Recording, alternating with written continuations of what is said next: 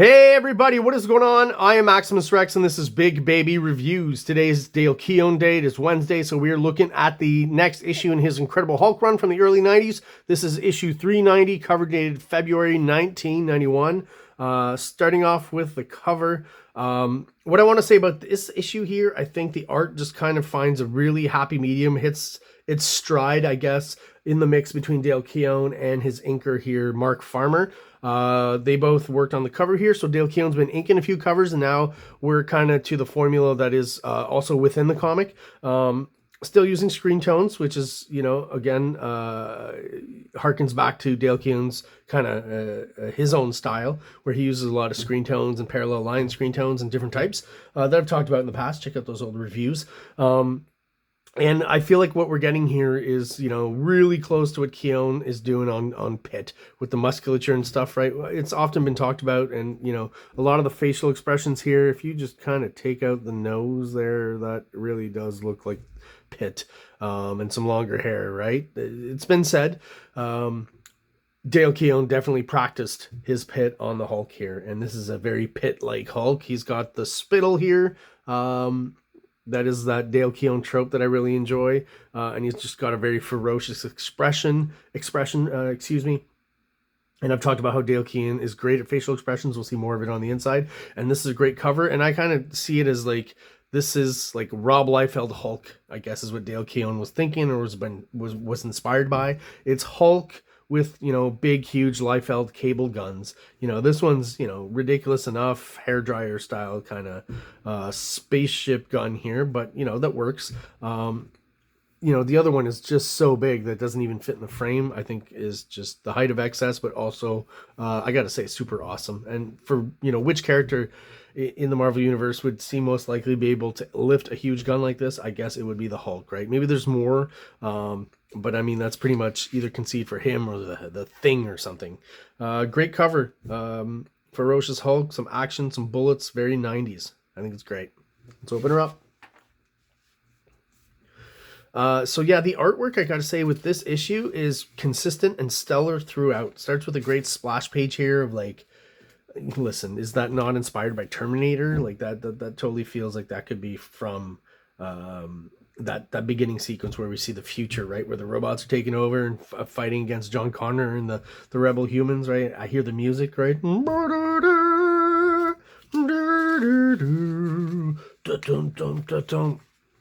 But, you know, cool that Dale Keown can draw something that evokes that in me up to that point.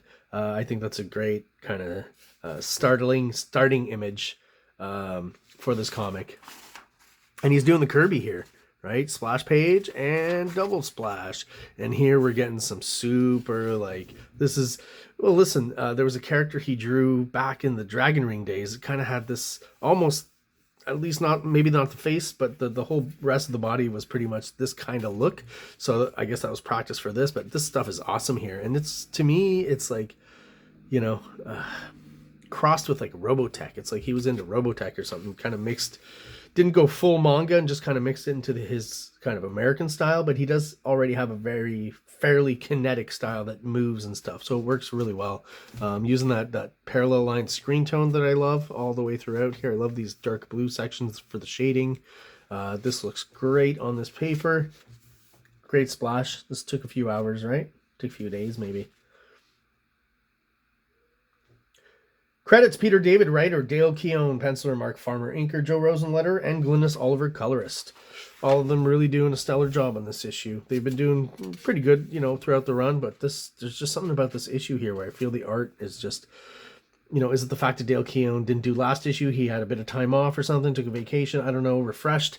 I don't know what it is, but there's just something very cool here. The gun here, I assume this is probably the gun that or the weapon, call it what you will, the rocket launcher, that this guy can't pick up, obviously, is what the Hulk's going to be using later. It kind of looks Geiger-esque, almost like a big fish in a way, a big cybernetic fish. And Geiger was known for having, I don't know if he started it, but this whole idea of mixing organic and technological, you know, that kind of look. Like I said, I don't know if he's the first. He certainly popularized it very much with his alien designs. You know, and the arts, again, some of the criticism I might have had for the art in past issues is that on pages like this, the art would kind of dip a bit and the inker maybe was doing more of the heavy lifting. I feel like Dale Keown's really worked hard on all these panels here to do, you know, solid compositions, and also his level of rendering where it resembles his artwork, all of it, like his look, his sheen overall, slightly marvelized, but still very good. Better than when Joseph Rubinstein was doing it. But there's other pages in those past issues. The look here was just house style, right? Like I said, it didn't resemble Dale Keown. It just resembled kind of a Marvel house style artist. And yeah, again, another good example of him kicking on all cylinders here. And I definitely think he picked up that cybernetic fish gun here and the smaller one. So there's consistency with Dale Keown, at least with what was on the cover, you know. And he's wearing bunny rabbit slippers, which is, you know, that's Peter David. I've mentioned before, I'm not so much into the stories in this whole run here. I'm mostly here for the Dale Keown art and kind of decisions like that. I don't know, like I get he's always had this kind of sense of humor and comedy about him in his stories. It's just not for me. I'm not criticizing. I know there's a lot of people out there who love Peter David stories. It's just, yeah, his style of writing is just not for me. Not my cup of tea. But all this action is laid out very well by Dale Keown. Get the 90s vertical panel, you know, the close-up kind of anchor headshot of the eyes here. I mean, both of these I would say are kind of anchor shots, right? Odd that he's shooting from right to left. You know, you would think just storytelling-wise you would go left to right. I don't know why the choice was made here. I don't know if it's that jarring. Some people say it is, but just an odd choice. I would flip that. Just for storytelling's sake, the basic kind of principles, and you know, like you can break those rules if you want to, and there's a good reason for it. I just kind of don't see it here necessarily, but love this great shot of the Hulk here. That would make a great poster, if not for the bunny slippers. Just odd. Great shots here. Foreground characters, rubble getting destroyed. Very well done. Dude's coming out of these robots now, so yeah, very Robotech inspired. I'm getting kind of a Tony Stark, Iron Man kind of vibe here too, but I doubt that that's what he was thinking at the time. This is more kind of movie style almost. Yeah, all these sequences, just a solid amount of storytelling, panels on each page, clear, easily read. You know, I guess I don't know if he's trying stuff or if the pages weren't with the ads and stuff put in the order he was thinking. There's some weird stuff here, but you know, are you supposed to read it this way? Which could make sense, right? Let's see what they're saying. What, you're still attacking? Are you that dedicated or that stupid? Hasta la vista, baby. Start shooting at him. You still don't get it, do you? All right, then. And then there's something else happen here. Nope. Okay, so you're supposed to read this first. Well, that's an odd decision then, because I really, truly feel, you know, and with this, you know, trail of bullets here, that most people are going to do this. So, odd choice there. The easy way to fix that would have been to compress this a bit and just cut off the panel here, have them all be kind of the same height, and then that would naturally lead you here. But this just kind of throws it off a bit. Weird bit of storytelling, once again, from right to left. Again, it just... every kind of visual element here leads us in this direction rather than going like this and then over here and then here, right? Like anytime you got a crisscross, there better be a good reason for it. In this case, it's just a weird kind of bit of storytelling, I guess.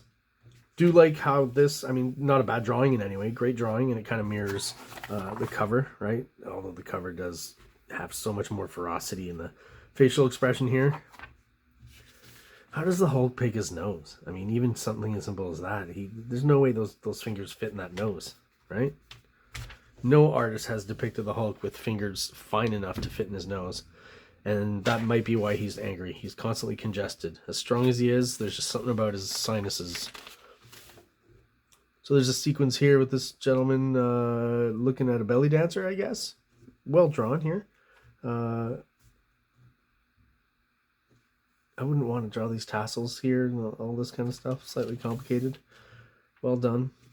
Convincing background. He didn't, you know, stinge on the detail here. Great establishing shot. Yeah, he's not cheaping on the storytelling. Again, look at those great facial expressions, the angles that he chooses here. This is clever, right? Where they're talking in profile and dancers in the background there create some depth, even with her shadow and extra layer back there. You know, I mean, Dale Keown's this point, you know, other than those little fumbles I kind of pointed out, he's pretty damn good storyteller. Nice use of a negative panel, right? Always a good idea to change it up on your pages once in a while. And yeah, just he goes for harder angles, right? Like this is all right, but I mean, this is a harder angle to draw, I gotta say, or at least I think it is. This kind of angle, looking up at him, right? Like that's a harder angle to draw. You got to spend a little more time to get it right. Again, at least I do. And love when this happens, right? Character pops out of the panel and overlaps onto the rest of the page, and it's, you know, all sides are affected, which I think is cool here. Always adds a cool effect. Fun, right? Again, makes this page different, just like the negative space here makes that page a little bit different. One thing I do want to, like, I think the intention here, you know, it's pretty small detail. Hopefully you can see it on the camera. There's a section there that should have been his open eyes, and it was just colored green, so it looks a little odd. I wish I would have seen those intense KEOWN eyes, right, like on the cover. I think that was more the intention here than what we got. And all of a sudden, what happens here, one of the robots actually gets the drop on the Hulk, and one of the Pantheon guys shows up and helps him out, right? That's who this guy is with his sword, his light sword. Again, I'm not very familiar with Pantheon. Mentioned it all throughout this kind of run. They're fairly prominent characters and just have no interest in them. Well drawn though. Again, Dale Keown doing a great job with the tech and the reflection and using these screen tones and stuff. A little bit of hatching. Like this is very Dale Keown face here. Very convincing. It's on these little drawings when they get smaller and more in the background that I feel we get less Dale Keown, right? Maybe we're near the end of the issue again, so maybe that's what's happening deadline. But I do feel that overall he was very consistent in this issue as opposed to older ones where near the end you could tell the art would drop off just a little bit, right? All of this stuff still looks consistent and good. Lots of hatching here that I have to assume comes from Dale Keown's pencil, right? This is very close to his pit style. And then just stuff I gotta wonder about. There's some weird like color holds on this page. This page is, both these pages here are kind of weirdly colored, right? Some of the ink ran out, I guess. It's more of a production thing, obviously, but yeah, there's something missing on some of those plates. The Metallica shirt all of a sudden is not black. It's kind of it's, you know, the black has been hit with an extra layer of yellow, which is maybe what happened here as well. Just odd. These pages always end up feeling to me like a little bit more like 80s stuff, I guess. We're right on the cusp of, you know, the split and the aesthetic really changing. So we're still getting some kind of slightly house style, John Byrne kind of looking stuff. All of a sudden he rounds off the corners of the panels too. I'm not quite sure why he does that. To me, is this a flashback of some sort? I guess that's what it is. That would make sense then. Okay. So maybe he's actually clever and is purposely making, you know, the art look a little more 80s and more relaxed on purpose to give even more sense of the flashback. I'm hoping that's what's going on here. You know, if you're a clever artist, you have time to think about it, you can come up with something like that. Maybe I've been fooled by Dale Keown. And you can see the difference, right? Because as soon as we go back to this page, then we get, you know, the proper kind of color printing and everything looks right back in place. Let's just compare real quick and you'll see what I mean, right? You know, you could argue maybe they were trying to go for that for the whole flashback sequence, but then it also happens down here in these, you know, 90-degree angle panels and stuff. Definitely, I think, are bringing us back into the present, right? So more of this B story here with this character, I guess, who's going to be a problem within this series. This is the first part, right? It says so on the cover. I didn't really mention it at the time, but it's the first part of a crossover. And of course, we're crossing over with other characters being written and just kind of rebooted by Peter David in X Factor. So it makes sense, obviously, that they would cross over. Keeping the characterization of the characters consistent, right? Same writer and stuff. Good stuff going on this page. Once again, Dale Keown smartly just giving us part of the plane, right? Less to draw, but he's doing a good job of it. And I love these parallel lines on the underside for the shadows. He just always does that well, those long hatching lines, which, you know, in Pit, he actually inks, I think, and does by hand. But here, I'm pretty sure he's going to be using another kind of... the name escapes me now for all of a sudden. I don't know why. It'll come back to me. You got some here too, the parallel lines, and you've got another one here. Yeah, I guess that's what still gives it a little bit of that 80s vibe in Dale Keown's artwork, is using those kind of textures in the artwork on the bunny slippers here too. And is that, of course, there's some sort of reference here. I guess it's going to come back in the next few issues of these bunny slippers, or is that just some sort of inside joke? I don't know. If you know anything about that, well, let me know. So there you go. That was my review of the Incredible Hulk issue 390. Thank you to all those who are subscribed and still watching the videos. I appreciate your support. Those who are watching the videos but are not subscribed yet, please do so. It only takes a second for you. Really helps the channel out. It helps get us out there to other like-minded people who are into the same kind of stuff as we are. All of you watching, thank you so much for doing so, and hope everyone out there has an awesome day.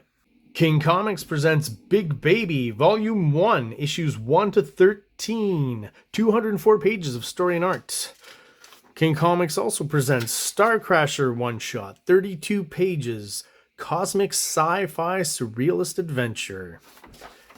You can find these fine comics at kingcomics.ca, at MaximusRex13 on Instagram, or on Facebook, MaxRex or Big Baby. Like! Subscribe!